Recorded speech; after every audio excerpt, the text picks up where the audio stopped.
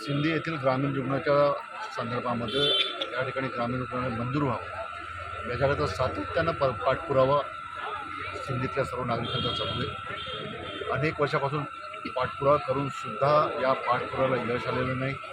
अजूनपर्यंत सिंधीला ग्रामीण रुग्णालय झालेलं नाही। त्यामुळं सरकारला जागा करण्याकरता या ठिकाणी सिंधी रेल्वेतल्या सर्व नागरिकांनी एक अतिशय अनोखं असं आंदोलन या ठिकाणी उभं केलं आणि आज जवळपास 1400 लोकांनी आतापर्यंत स्वतःच्या रक्ताने राज्याच्या मुख्यमंत्र्यांना पत्र लिहून तात्काळ सिंधी रेल्वे ते ग्रामीण रुग्णालय मंजूर करा अशा पद्धतीची मागणी केलेली आहे।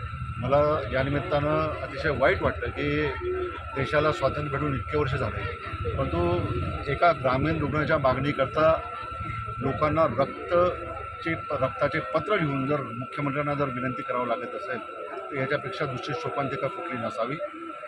मी आता भाषणामध्ये बोललो की नेताजी सुभाषचंद्र बोसांनी स्वातंत्र्याच्या पहिले नारा दिला होता की तुम मुझे खून दो मैं तुम्हें आज़ादी दूंगा, परंतु आज एका ग्रामीण रुग्णाच्या मागणी करता देशाला स्वातंत्र्य मिळाल्यानंतर सुद्धा लोकांना रक्ताचे पत्र लिहून मागणी करावं लागते। याच्यापेक्षा दुसरी शोकांतिका कुठली नसावी। आणि वाईट पुन्हा या गोष्टीचं वाटतं की जिथं हे आंदोलन चालू आहे या सिंधीपासून आमच्या राज्याचे मुख्यमंत्री फक्त 50 किलोमीटरवर राहतात। इथून 50 किलोमीटर 1 तासाचा रस्ता आमच्या मुख्यमंत्र्याच्या घरापर्यंत आहे आणि मुख्यमंत्री विदर्भातले सिंधीपासून एक तासाच्या अंतरावर राहतात। तरीसुद्धा सिंधीसारख्या महत्त्वाच्या गावाच्या प्रश्नावर अजूनपर्यंत मुख्यमंत्र्यांचं लक्ष जात नाही, पालकमंत्र्यांचं लक्ष जात नाही।